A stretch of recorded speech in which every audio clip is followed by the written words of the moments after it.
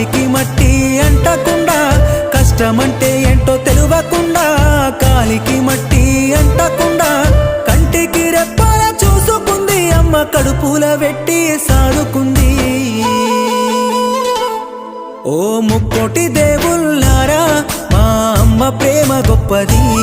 నే కొలిసేటి దేవుళ్ళారా నా తల్లి ప్రేమ గొప్పది